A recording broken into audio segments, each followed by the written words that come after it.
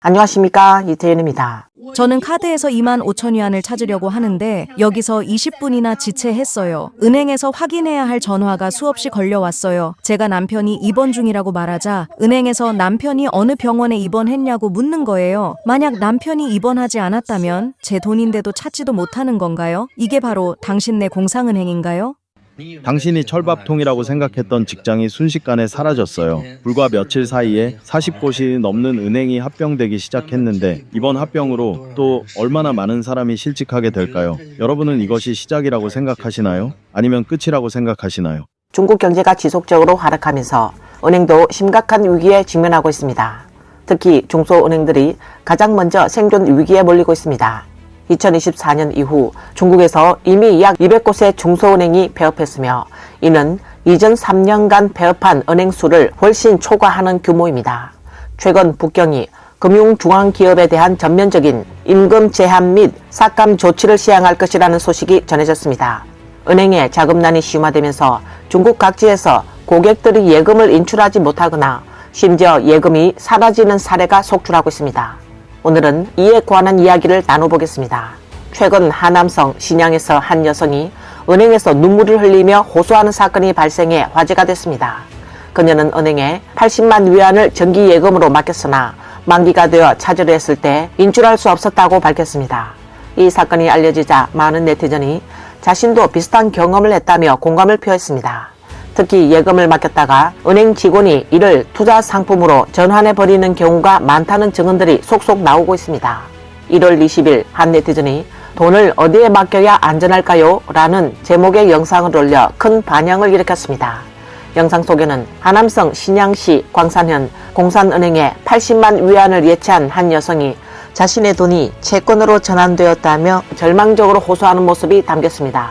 영상에서는 여성이 은행 업무 대기실에서 울부짖으며 내 돈을 돌려줘 은행이 아무런 조치도 취하지 않는다라고 절규하는 장면이 포착됐습니다.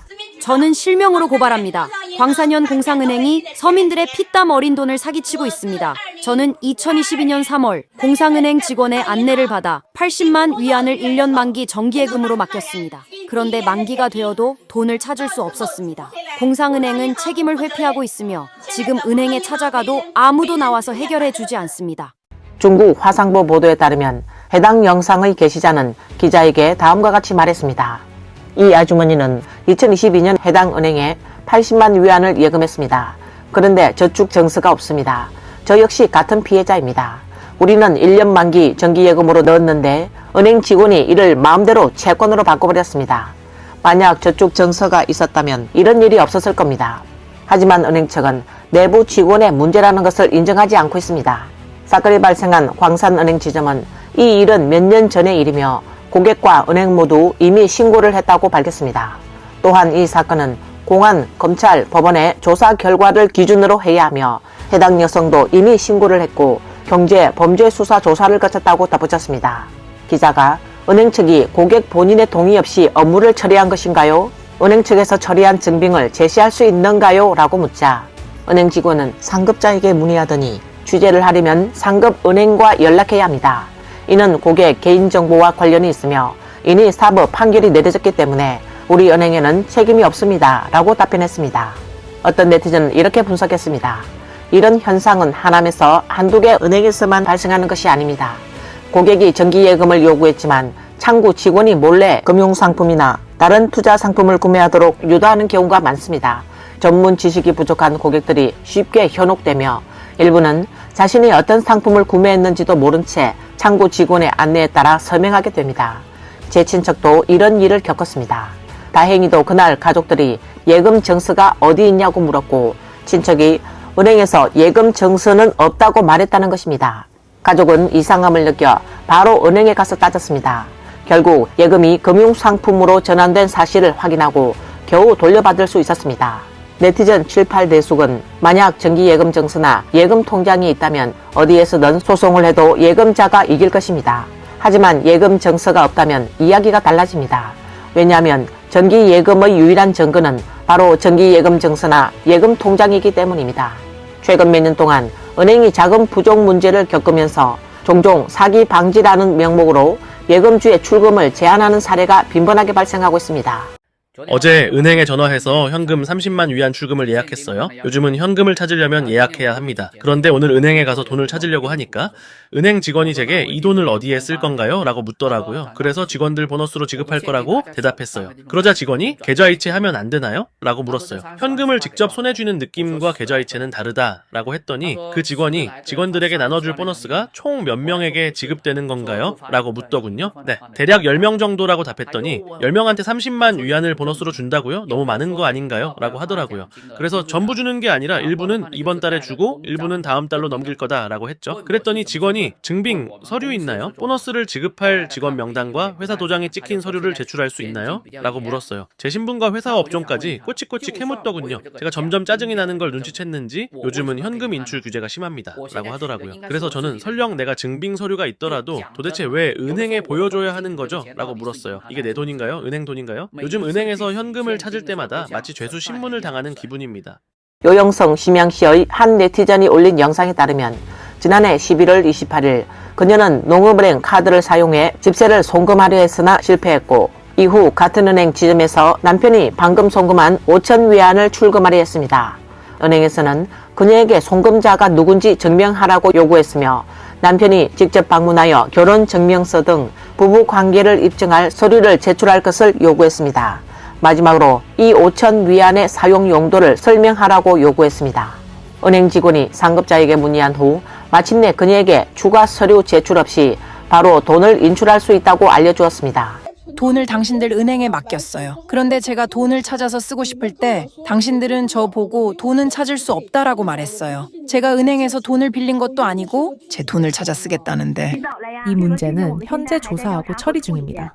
저희가 상급자에게 문의한 결과 추가 확인 없이 바로 처리해드릴 수 있습니다. 작년 11월 광동 동관의 한 아저씨가 현지의 중국은행에서 돈을 인출하려 했으나 거부당했습니다. 은행 측은 그가 자금 출처를 증명해야만 인출이 가능하다고 말했습니다. 아저씨는 이 돈은 제 아들이 저에게 송금한 것입니다.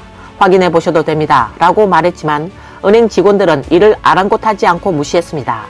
은행의 부당한 요구에 직면한 아저씨는 크게 당황하고 분노하며 이 돈이 매우 긴급한 생명과 직결된 자금임을 강조했습니다. 그러나 은행 직원들은 이를 무시한 채 새롭게 시행된 보이스피싱 사기 방지법을 따르고 있을 뿐이라고 주장했습니다. 여기 있는 돈이 누구 겁니까? 은행장 겁니까? 아니면 누구 겁니까? 고객님의 돈입니다.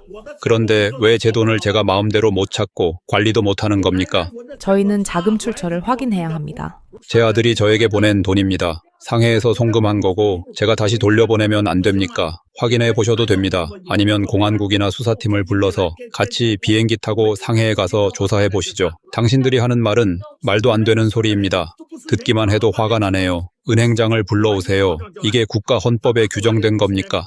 아니면 누가 정한 규칙입니까? 내 돈을 내 계좌에서 이체도 못하게 하다니. 하루에 4천 위안씩만 이체할 수 있다면 내가 1만 위안을 보내려면 며칠이나 걸립니다. 사람이 죽게 생겼는데 치료를 못 받아 죽으면 누가 책임질 겁니까? 지금 새 법이 시행되었습니다. 어떤 법입니까?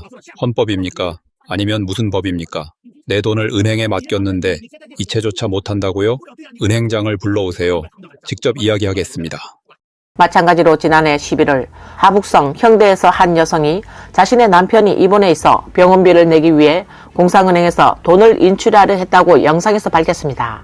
그러나 은행 직원들은 한참 동안 확인 절차를 거쳤고 심지어 그녀에게 남편이 어느 병원에 어떤 병동에 입원했는지까지 물어봤다고 합니다. 이 여성은 분노하며 보이스피싱 사기는 수십만 위안도 순식간에 이체되는데 정작 일반 국민이 정상적으로 돈을 찾으려 하면 온갖 방해를 받는다라고 강하게 비판했습니다. 분석에 따르면 정부가 대규모로 국채를 발행하여 수조 위안 규모의 자금을 조달하고 있어 은행들은 국가의 의무를 이행하기 위해 이를 떠안고 국채를 매입해야 합니다. 그 결과 은행이 보유한 몇 조 위안의 유동성 자금은 정부가 가져갔고 은행은 자금 부족으로 정상적인 계좌 간 이체 및 정산이 어려워졌습니다. 이에 따라 은행들은 일반 국민의 계좌를 통제하고 출금 한도 및 횟수를 제한하는 방식으로 유동성을 관리하고 있다는 분석이 나오고 있습니다. 과거의 은행은 일반 국민들에게 철밥통으로 여겨졌지만 최근 몇 년 동안은 구조조정, 감원, 임금 삭감 등의 현상이 나타나고 있습니다. 현재 42개 상장은행의 총 직원 수는 256만 명이 넘었으나 지난해 상반기에만 약 3만 8천 명이 감소했습니다. 그중 32개 은행에서 직원 수가 줄었으며 30개 은행에서는 직원 1인당 월급이 하락한 것으로 나타났습니다. 한 은행 직원은 불만을 토로하며 과거에는 평균 월급이 3만 위안 이상이었지만 이제는 한 달에 겨우 1만 위안도 받지 못한다고 밝혔습니다. 은행의 실업 물결이 정말로 찾아왔습니다. 올해 설날 전에 많은 은행 종사자가 퇴직하거나 심지어 정리해고될 것이라고 예상됩니다. 왜냐고요? 이유는 아주 간단합니다. 은행에서 일하는 여러 친구가 말하길 예전에는 금리가 상대적으로 높아서 은행의 수익률이 지금보다 훨씬 좋았죠. 그런데 요즘은 은행의 부실 채권이 급증하면서 대출 목표를 달성하지 못하는 경우가 많아졌고 결국 은행의 수익도 많이 감소했습니다. 우리 중 일부 영업 담당 고객 매니저들은 목표를 달성하지 못하면 성과급이 깎이고 결국 한 달에 3천에서 5천 위안밖에 벌지 못합니다. 하지만 이런 돈으로는 심천에서 겨우 생계를 유지하는 수준이죠. 당연히 많은 직원이 스스로 퇴사할 수밖에 없습니다. 그리고 아예 업무 목표를 달성하지 못하는 고객 매니저들은 결국 해고될 수밖에 없습니다. 은행은 한가한 사람을 두고 보지 않거든요. 맞지 않습니까? 지금 은행이 누구보다도 불안해하고 있습니다. 왜 그런지 아세요? 집값 폭락으로 대출금을 갚지 못하는 사람들이 점점 많아지고 있기 때문입니다. 경매에 나온 압류주택이 산더미처럼 쌓여가고 있죠. 예전에는 대출금 상환이 3개월만 밀려도 바로 법원 소환장을 받았지만 지금은 어떤가요? 이제 은행에서 직접 전화를 걸어 협상하면서 조금이라도 갚아달라고 사정하는 상황입니다. 만약 상환이 어려우면 대출 상환 연장까지 해주겠다고 합니다. 더 황당한 건 일부 은행이 압류주택을 받는 것조차 거부하기 시작했다는 겁니다. 왜일까요? 은행이 이미 넘쳐나는 경매 주택을 처분하지 못하고 있기 때문이죠. 올해 1분기만 해도 전국에서 경매에 나온 주택이 10만 채를 넘어섰고 이는 지난해보다 192% 증가한 수치입니다. 그런데 거래율은 겨우 14%도 안 됩니다. 이게 무슨 의미일까요? 단 3개월 만에 무려 60만 가구가 대출금을 갚지 않고 손을 놓아버렸다는 뜻입니다. 지금 은행들은 불난 집에 기름을 끼얹은 격입니다. 상환 유예, 원금 유예 후 이자만 납부 같은 여러 가지 대책을 내놓고 있지만 결국 이 모든 것이 시한폭탄에 불과합니다. 부실 대출 비율이 계속 상승하여 은행은 더 이상 버틸 수 없는 상황에 몰리고 있습니다.